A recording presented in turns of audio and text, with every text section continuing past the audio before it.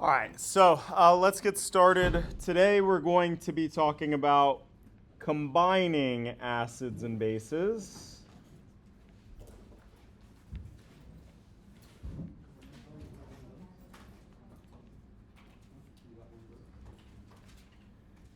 All right, so we're sort of specifically going to be focusing on what happens to the pH of our solution if we start combining things together. All right, we're going to start with kind of the easiest of these, which is what happens when we combine a strong acid and a weak acid.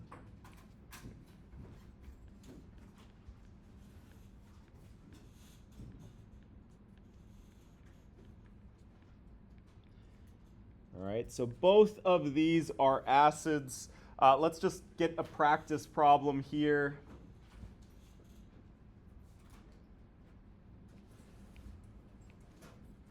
All right, so we're going to combine 0.5 molar HCl and 0.5 molar acetic acid.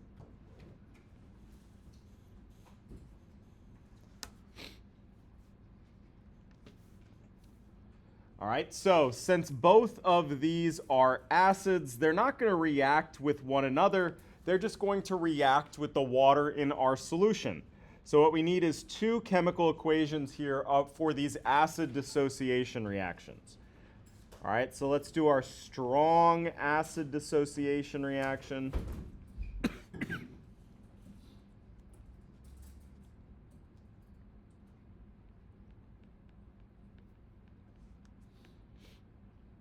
Okay, of course, by acid dissociation, I mean I'm going to take my strong acid and react it with water.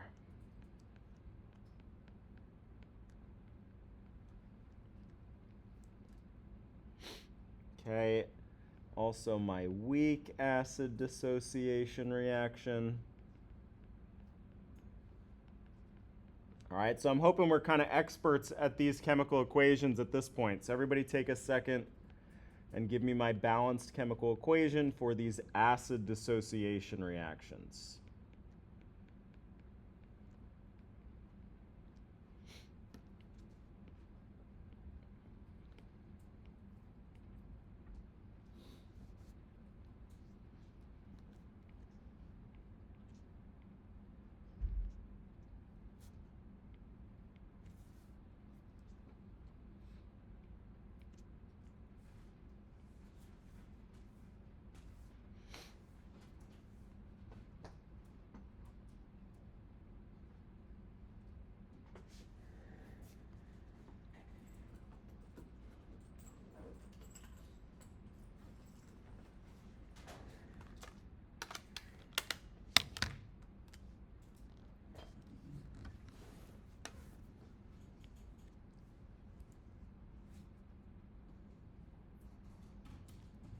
All right, so we got to do our conjugate pairs.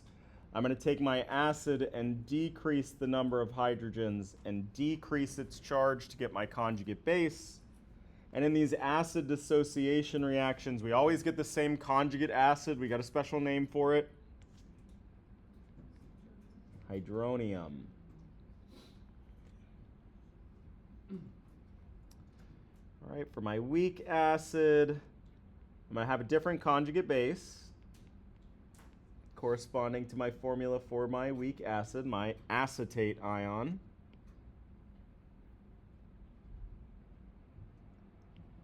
Oops. But I will always get that same conjugate acid, that hydronium ion. All right, so if we combine a strong acid and a weak acid, they're not going to react with one another. They're both just going to react with water, which means that they're both going to be contributing hydronium ions to the solution. All right, so first of all, the big difference between strong acids and weak acids here. I should be good with my arrows. For a strong acid, what makes it a strong acid is that this reaction goes 100% to completion.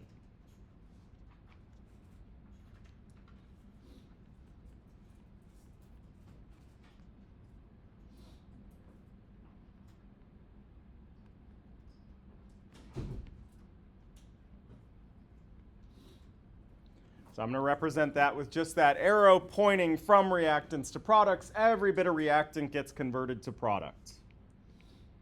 All right, if I'm going to do my weak acid, though, I shouldn't use that arrow. I need to represent this with my equilibrium arrows to show that this reaction here is actually in equilibrium.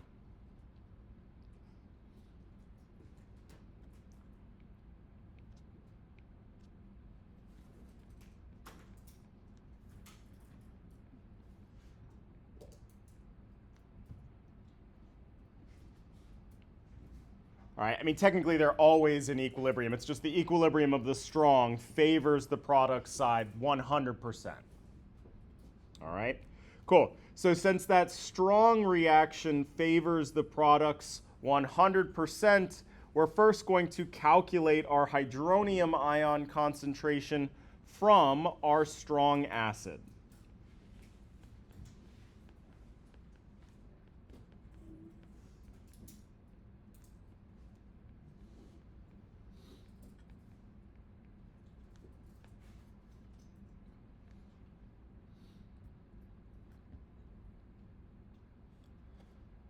All right, and if we're going for the speed record here, what is that hydronium ion concentration looking at our problem?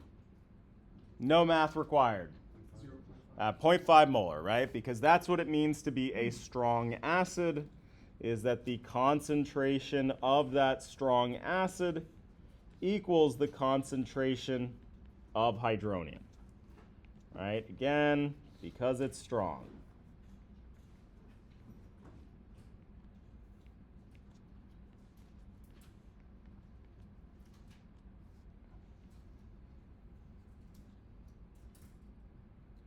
Cool.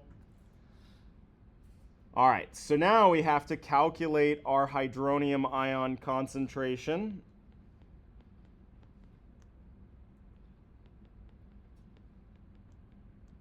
From our weak acid.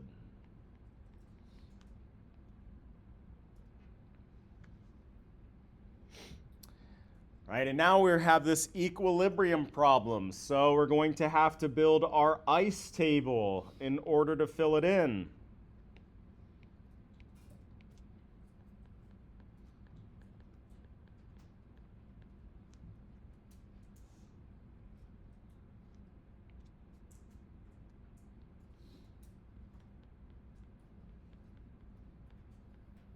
Okay, so I'm going to have my concentration of my reactants and my products. I guess I skipped a step here.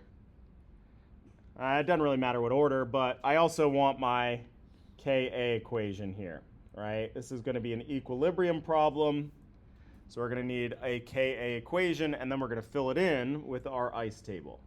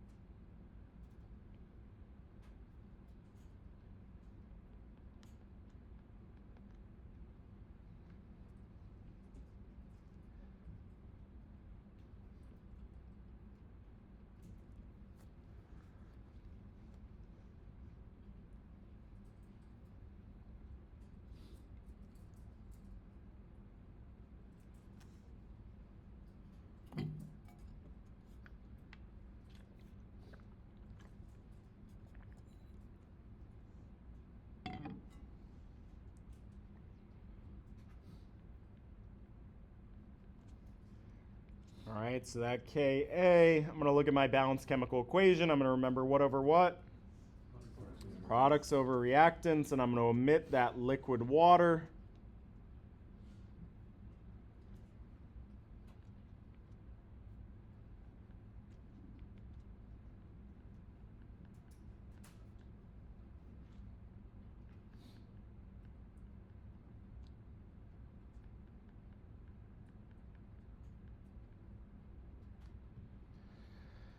All right. So now we're filling out our ice table. Let's think about our initial conditions here. How much acetic acid am I starting out with? At 0.5 molar. What about my acetate ion, my product? We got none to start out with. And what about my hydronium ion? Okay, so if it's just the acetic acid in solution, then we put 0 in this box, right? But this is a mixture of our weak, of our weak acid and our strong acid. And what have we already established is in that solution? 0.5 molar hydronium. All right, so we're already starting out with an initial amount of hydronium from that strong acid of 0.5 molar. All right, our change box is our products decrease by some unknown value and our reactants increase by some unknown value. And then for that equilibrium box, we're going to sum it all up.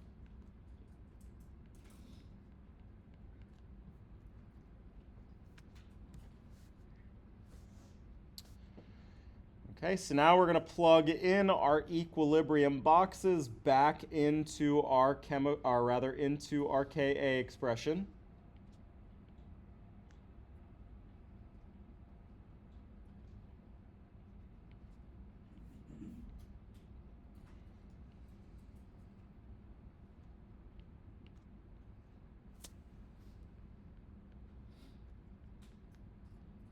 So we get Ka equals x times now 0.5 plus x over 0.5 minus x. All right, products over reactants. All right, at least as is, we got too many variables here, but we can figure out what that Ka value is by looking on our constants page. So we go to our constants page for acetic acid. That's that 1.8 times 10 to the negative 5 value.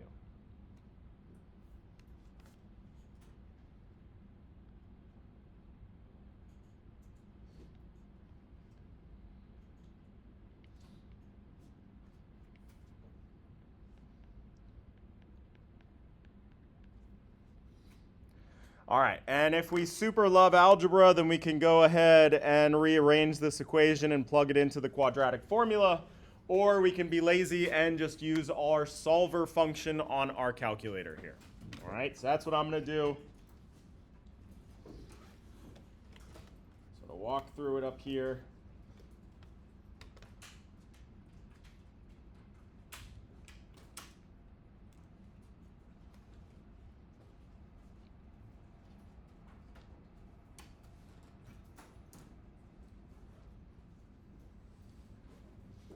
Okay, again, going to that num solve, I got my equals sign here.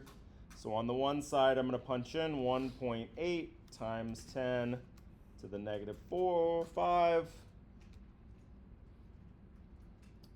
Okay, I'm going to use that symbol x times 0.5 plus x. And then divided by, in parentheses, 0.5 minus x.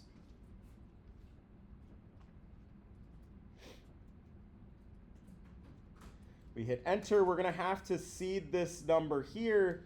X is going to be really tiny, so I'm just going to give it some tiny value, 0.0001.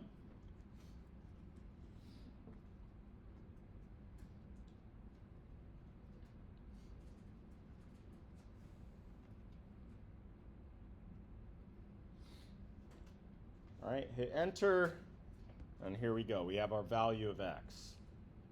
All right, 0.0000017, et cetera, et cetera, et cetera. Okay. Also, fun fact, made aware that now if you hit that value of x again, it's saved that number, which is super duper convenient because I didn't realize that at first. So, cool. So now we have our value of x. Excellent. All right, well, let's go back to our problem real quick. If what I'm after is that hydronium ion concentration, my hydronium ion concentration isn't just x in this case. According to my ICE table, it's 0.5 plus x. So my hydronium ion concentration equals 0.500001799 something something something 999. What's up? So how come you couldn't just cancel out the 0.5 plus x and then the 0.5 plus x? Because it's 0.5 plus x on top and 0.5 minus x on the bottom. It's not the same number. So these can't cancel out because they're not the same. If they were both 0.5 plus x, I could cancel them. Or if they were both 0.5 minus x, I could cancel them. But one of them's plus and one of them's minus. So they aren't the same term. They don't cancel out.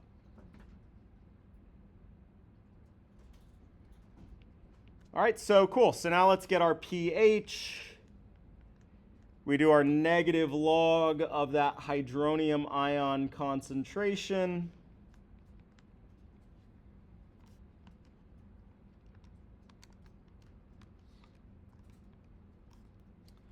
We get 0. I'm going to put a whole bunch of decimals down to make a point here.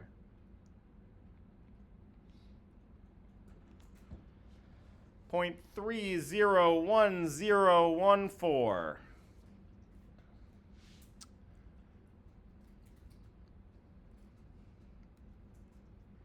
Cool? So we did it what I would going to call the long way here. This is definitely the concentration of hydronium ion. This is the pH of our solution here. But let's go back up.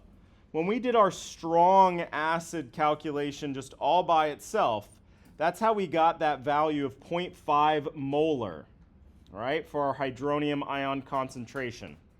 What if we just stopped there and took the pH of this solution?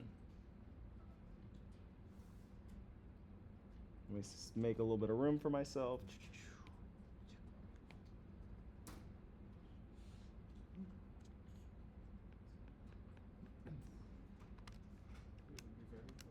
It would be very close, yes. 0.30100299 something something something. Right? So there is a bit of a discrepancy between that true value that we did all that work to calculate and if we just look at this strong acid here, but this differs all the way at this 5th decimal place right here. Okay?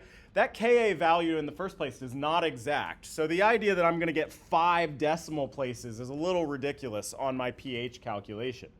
All right? So we can see here x was that very, very, very tiny number. So our small x approximation of just saying that that concentration of hydronium ions alone was 0.5 is a very good approximation. All right? So all of this is to say, if we're going to combine a strong acid and a weak acid,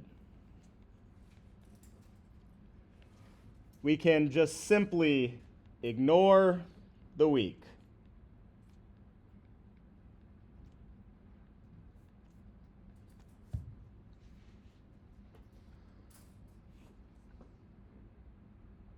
All right, this contribution to the hydronium ion concentration for that strong acid is going to absolutely dwarf the contribution of the weak acid to that hydronium ion concentration to the point where you could keep track of it. I mean, that math that we did is perfectly valid, but there's no point in it.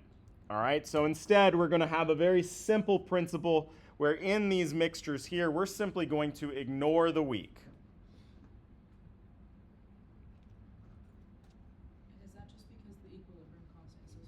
Yeah, that's because the equilibrium, and not only that, the other thing is Le Chatelier's principle.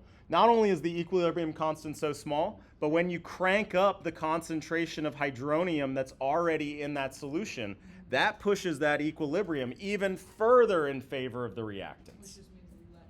Yeah, even less than you would if it was all by itself. Yep. So its contribution is just incredibly, incredibly tiny because of the presence of that strong acid. All right? So again, all that to say is in our mixtures of strong acids and weak acids, we're going to ignore the weak. All right? Same thing if we had a strong base and a weak base. The contribution to the hydroxide ion concentration from that strong base is just so much greater than that weak base that we can ignore the weak. Cool. All right, so now let's get to the more interesting part. Now let's combine a strong acid and a strong base.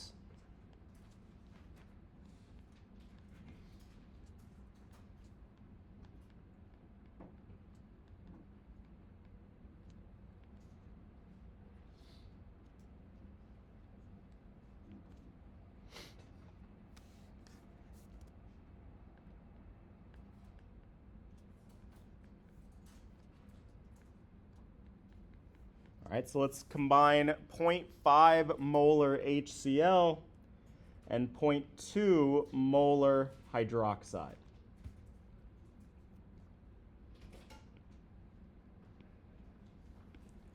All right, now will these two react with one another? Yes, most certainly. An acid and a base together. So what we're going to need is our acid-base reaction.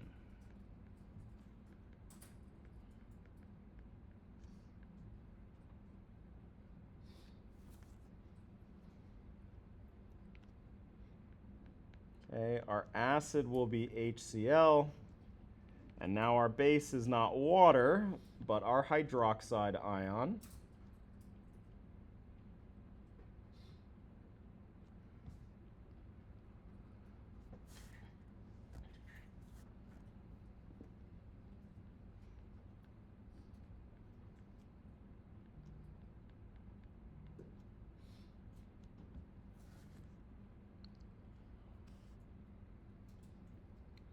All right, this will produce my conjugate base, the chloride ion, and my conjugate acid water. All right, and now we're going to use an ice table. This is going to allow us to keep track of how much reaction has occurred.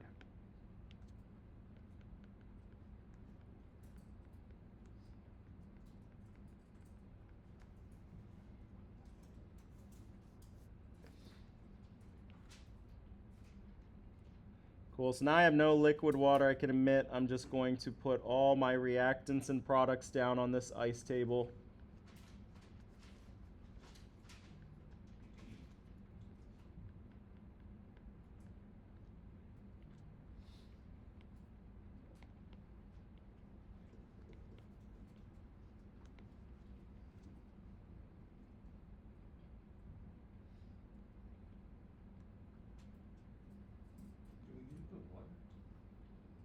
We don't need to put water, but we're going to make a point.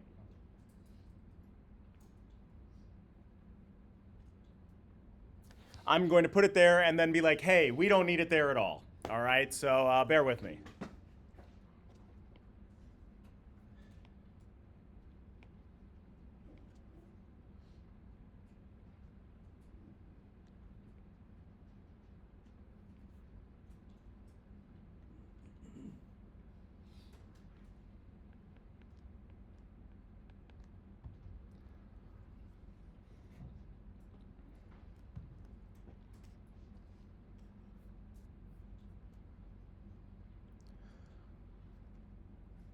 All right, so let's fill this in with our initial conditions.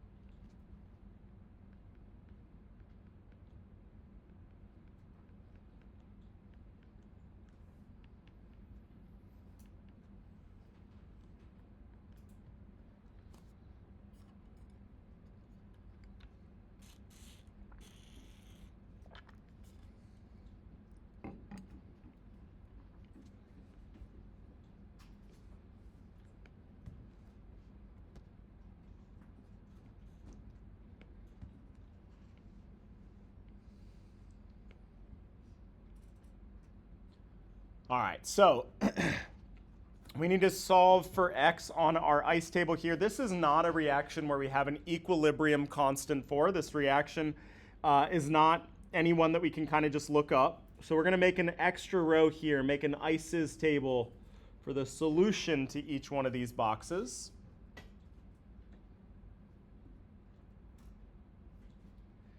All right, and so how are we supposed to figure this out? We only need one, right? If we can figure out what one of these boxes is, we can figure out what all the other ones are. So how are we going to do that? Well, if we look here, this is a reaction between a strong acid and a strong base. Anytime there is a strong acid or a strong base involved, this reaction will go 100% to the product side, 100% to completion. All right? So the little phrase we're going to have stuck in our mind here is that all of our strong will react.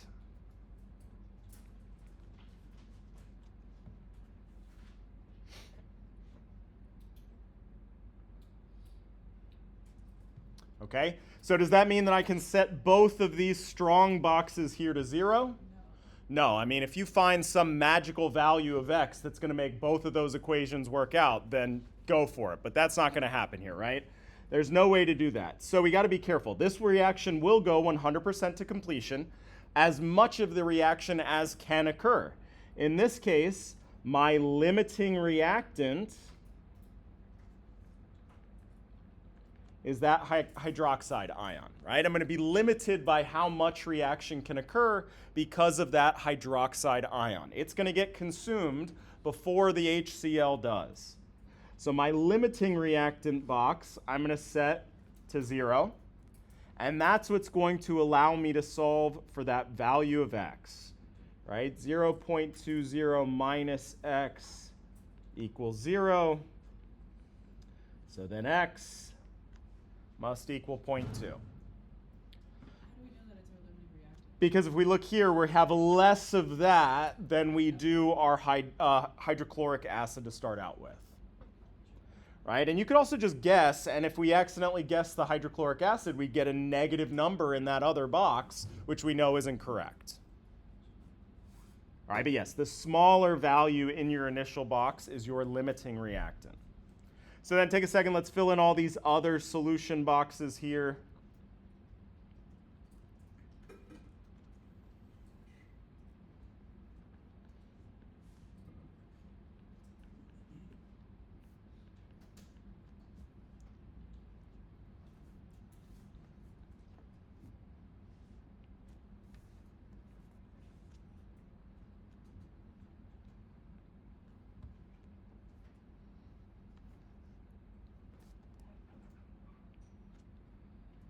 All right, so then this row here represents what I'm left with at equilibrium in my solution. Okay, so at equilibrium, I don't have any more hydroxide. Great, don't have to worry about that. Okay, and so now our goal is to calculate the pH.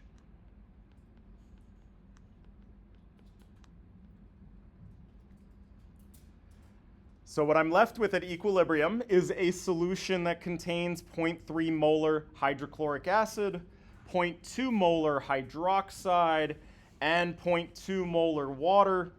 A concentration of water kind of doesn't make sense, but even more important for this problem here is that water is what? Acidic, basic, or neutral? Neutral. So this isn't going to contribute to my pH at all because it's neutral.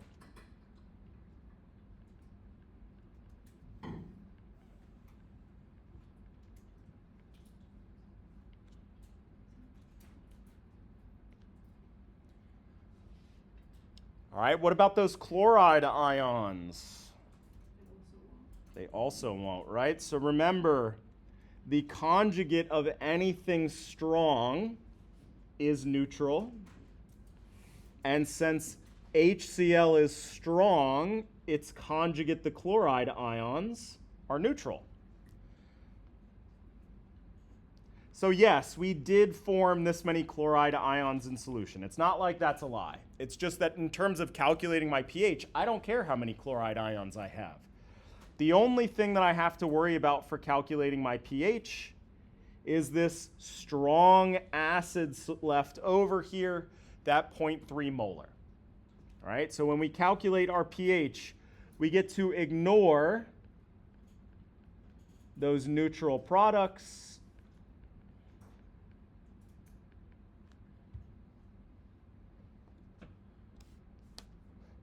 And if we ignore those neutral products, all that we're left with is a strong acid solution.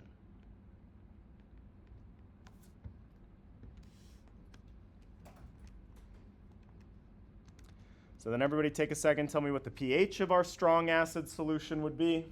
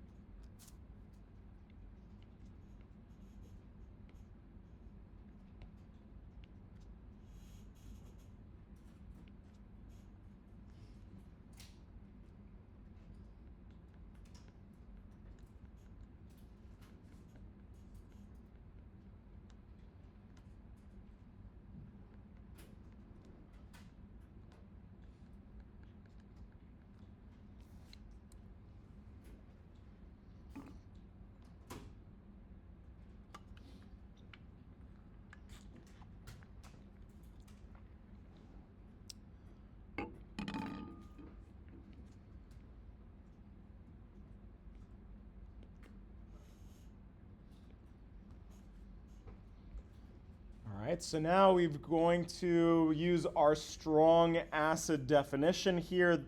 The concentration of that strong acid is equal to the concentration of hydronium, that 0.3 molar. So my pH is just the negative log of that concentration, or 0.52.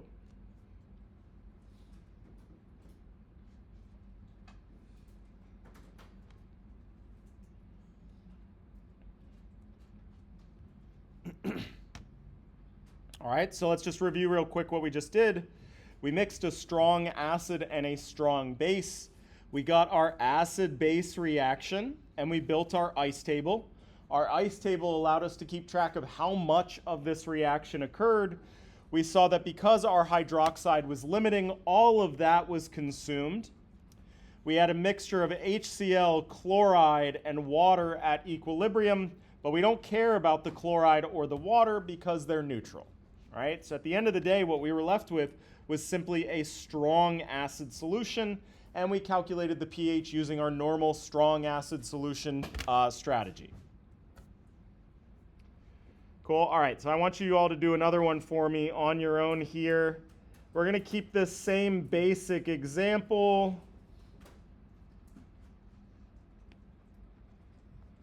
but now we're gonna crank it up and put a total of 0.75 molar hydroxide in there. So we'll keep our same 0.5 molar HCl, but now we're going to add 0.75 molar hydroxide.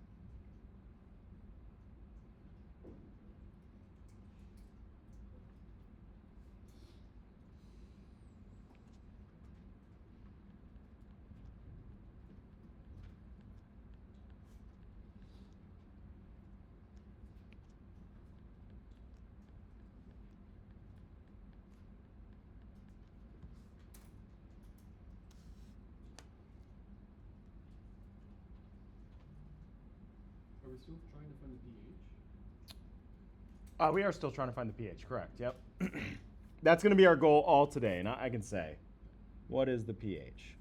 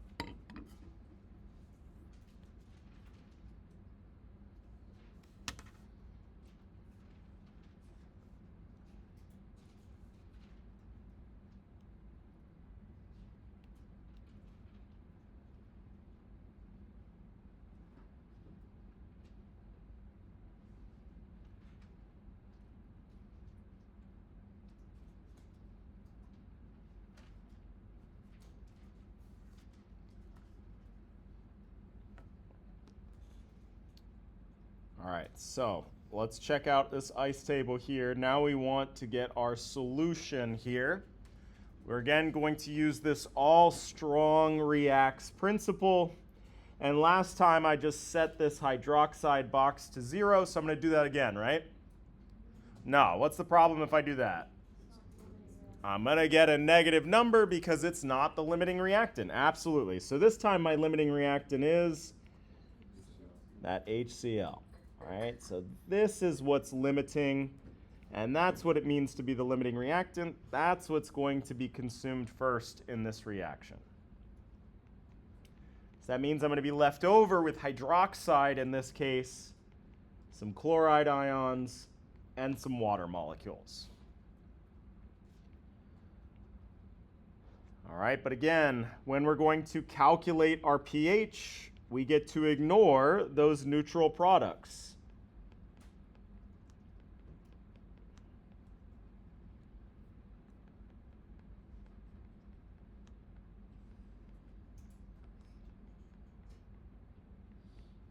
So great, I formed a bunch of chloride ions and a bunch of water molecules, but I don't really care for the purposes of calculating a pH. So all that we're left with here is a solution of strong base. All right, 0.25 molar hydroxide is what we're left with. So in terms of calculating our pH, what strategy are we going to use? Just our strong base calculation.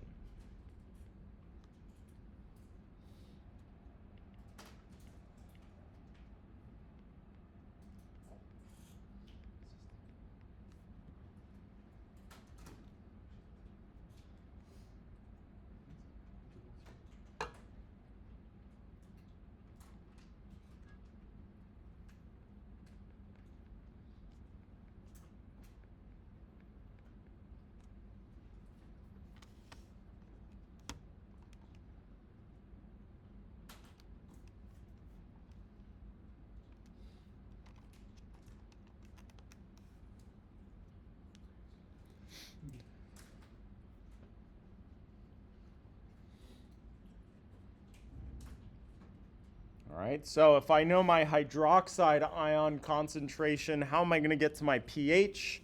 I'm going to need to use that auto-ionization relationship. And you could use either that the concentration of hydronium times the concentration of hydroxide is 10 to the negative 14, or pH plus POH equals 14. Either one of those would work. They would both give you the exact same answer. For whatever reason, I kind of like this one better. So I'm going to take the negative log of that hydroxide ion concentration to get my POH.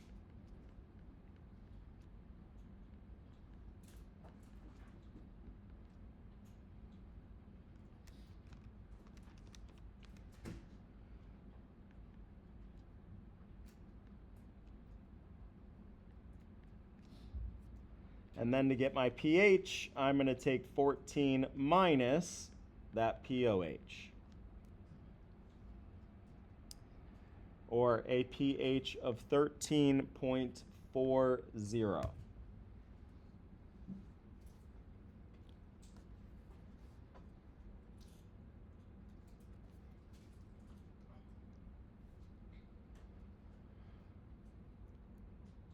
All right, so let's just kind of summarize here.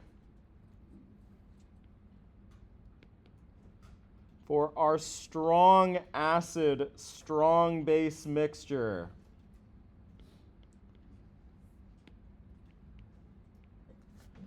all right, we first built an acid-base reaction.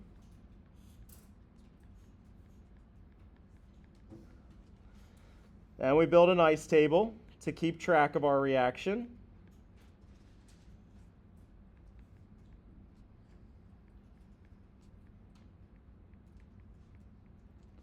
And then we calculated our pH.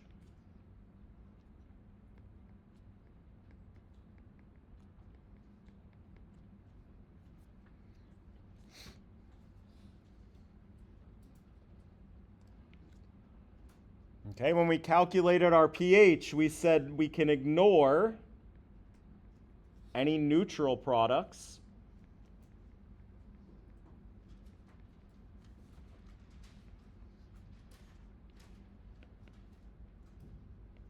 All right, but in our first example, we were left with a solution of strong acid. So we used that strong acid strategy to calculate our pH. In our second example, we were left with a solution of strong base. So what was the difference between these two? One was present in higher amounts. Yeah, so which one was limiting and which one was in excess, right? So that was what would have informed our decision on how to proceed with calculating our pH. We said that we were left with a strong acid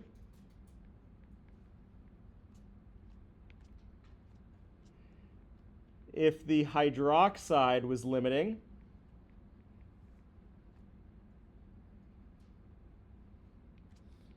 And say strong base.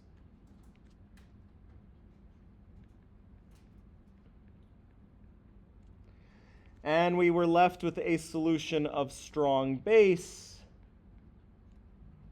if that strong acid was limiting.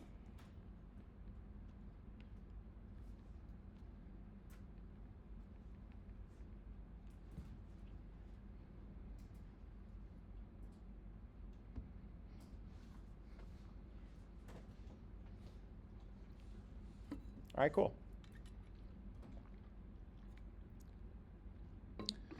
Okay, so if we have a mixture of acids and bases, we should be able to draw an acid-base reaction, keep track of how much reaction occurred using an ice table, and then calculate the pH of that solution.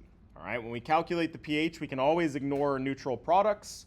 We'll be left with a solution of strong acid if the base is what's limiting, and we'll be left with a solution of strong base if it was the acid that was my limiting reactant. Cool?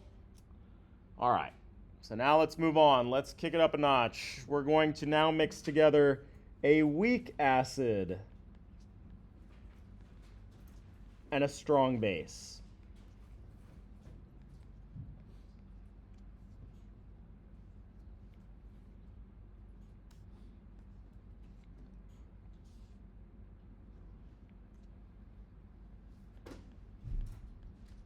All right, so let's combine our 0.5 molar acetic acid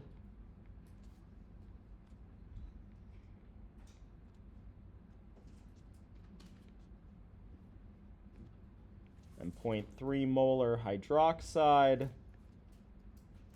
Again, we want to know what is the pH.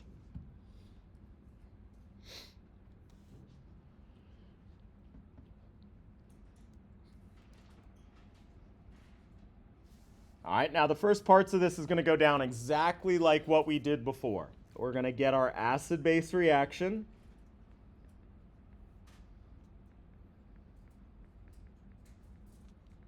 We're going to keep a track of how much reaction occurred using an ice table.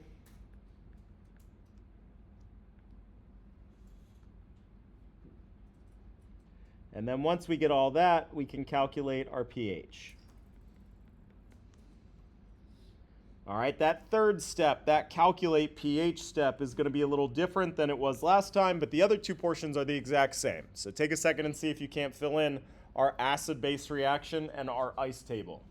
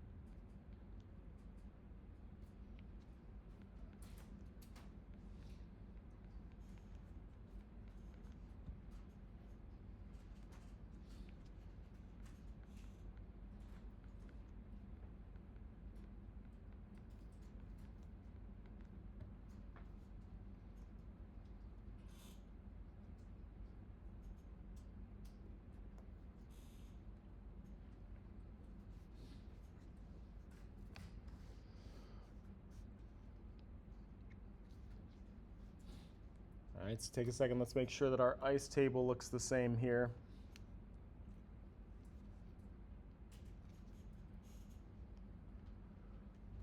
Okay, we need to solve our ice table here. If we can figure out what any one of these boxes is, then we can figure out what the rest of them are. And again, looking at our balanced chemical equation, this is between a weak acid and a strong base.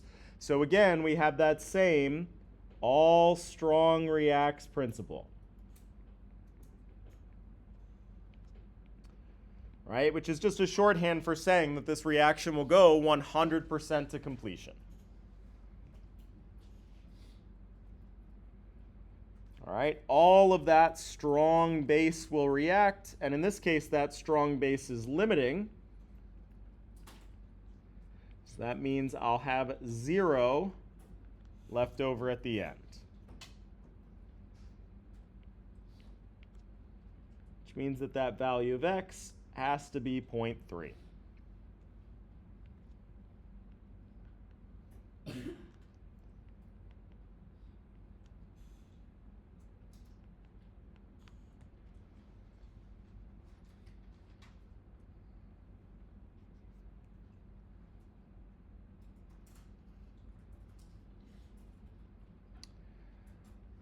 All right, so when we go on to calculate our pH, we again get to ignore our neutral product.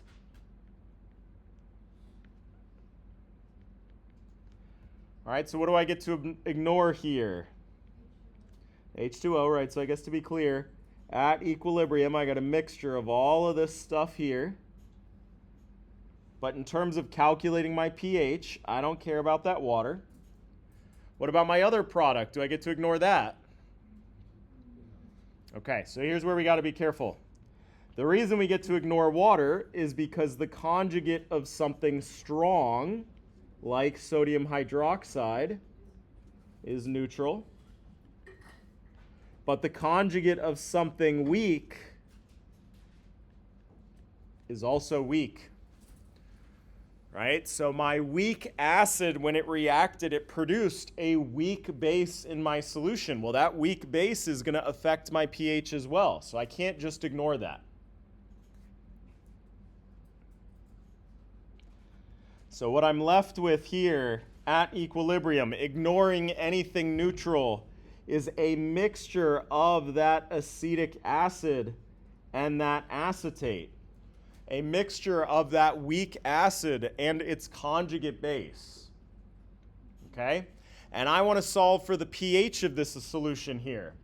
Now, luckily, we have a fancy name for mixtures that are, for solutions that are mixtures of a weak acid and their conjugate base. What are those? Buffers. All right, so what we're left with here is a buffer solution.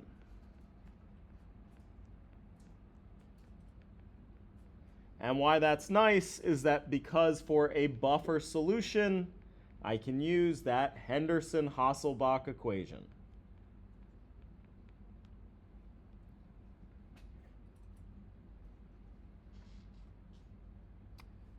That says that my pH is equal to the pKa plus the log of the concentration of base over the concentration of acid.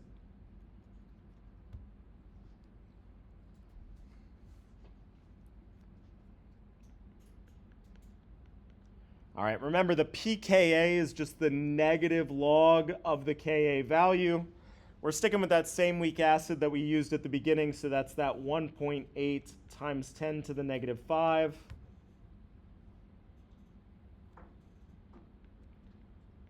Plus the log of base over acid.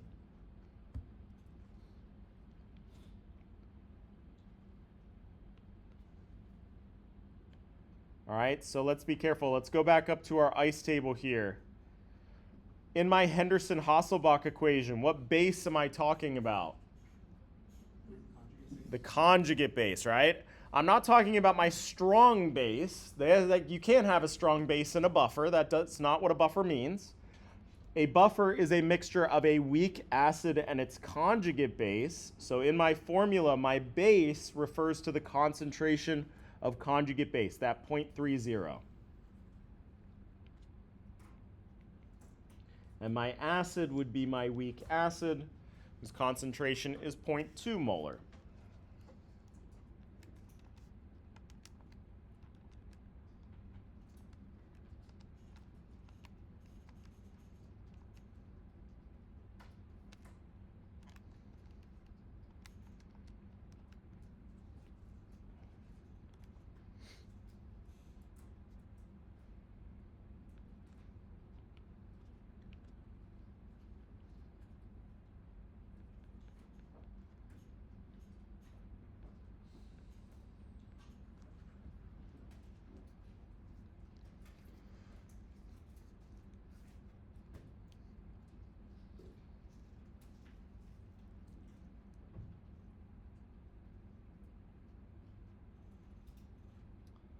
All right, so I punch that into my calculator, the negative log of that Ka plus the log of that concentration ratio, 0.3 divided by 0.2, and I get a pH of 4.92.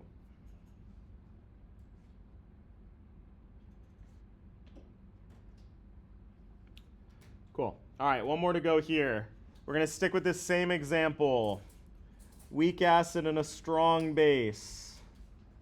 We'll keep our same weak acid and strong base to make our lives easier.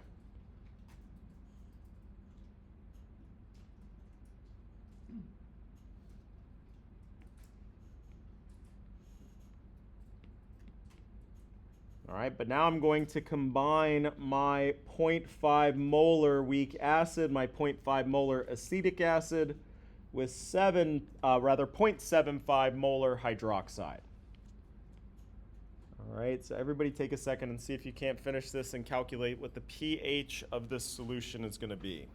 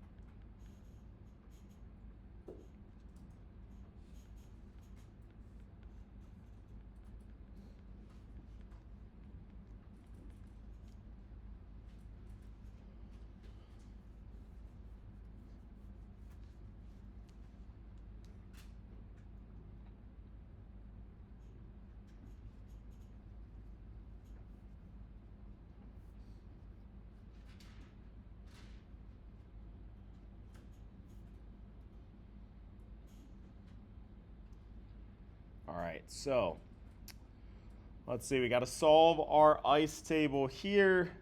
We got this all strong reacts principle going on. So does that mean I set my strong base to 0? No, it means all of this reaction will occur that can occur, but in this case, I'm limited by that weak acid concentration. All right, so all of that weak acid will be consumed in that reaction, which means that I'm going to be left over with some of this strong base, some of this weak base, and some water.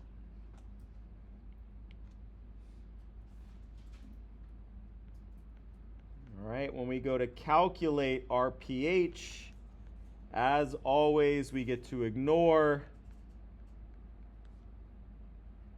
that neutral product.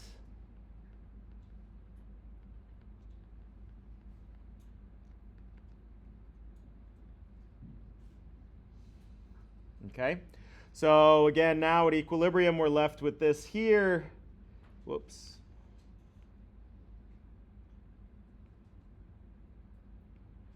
All right, we don't have any more weak acid, and we get to ignore that neutral product. All right, so now we're left with a mixture of hydroxide and this acetate here. So is this a buffer solution that we're left with?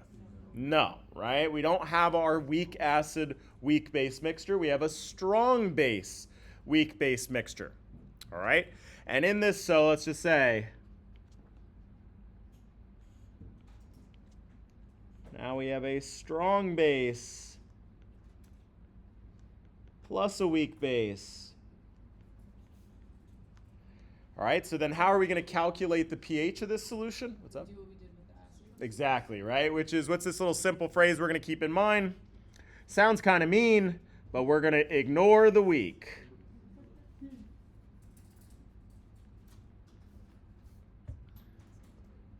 All right, so we're left with a mixture of strong base and weak base, but the contribution to the hydroxide ion population from that weak base is going to be so much smaller than the strong base that we get to ignore the weak. All right, so what we're left with at this point is just a solution with a hydroxide concentration of 0.25 molar. All right, and so take a minute if you have not already and tell me what the pH of this solution will be.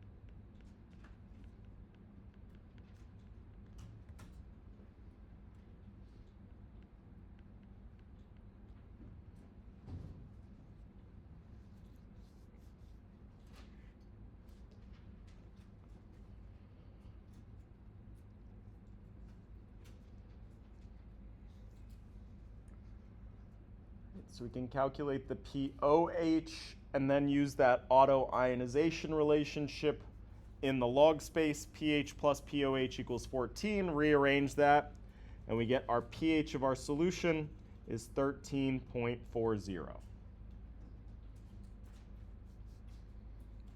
right, so let's just summarize here like we did last time. For our weak acid strong base mixture, got those same few steps. We need our acid base reaction.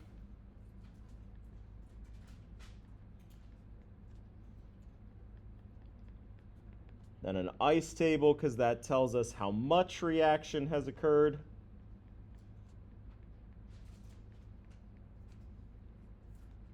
And And then lastly, we're going to calculate our pH.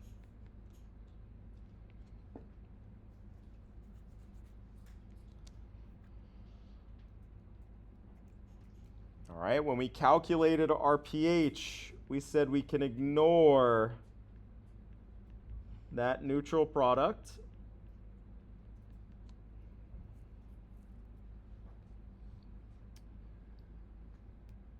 All right, but then we had two different examples here. In the first example, we were left with a buffer solution.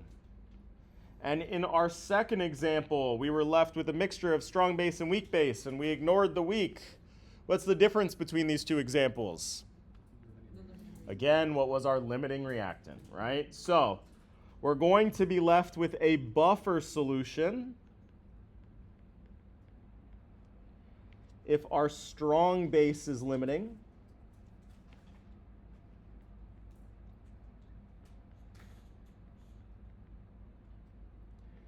If we're left with a buffer solution, we can use that Henderson-Hasselbalch equation.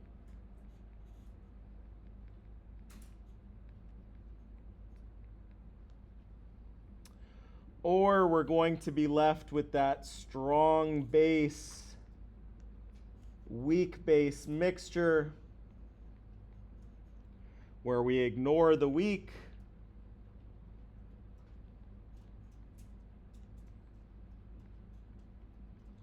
If instead it was our weak acid that was limiting.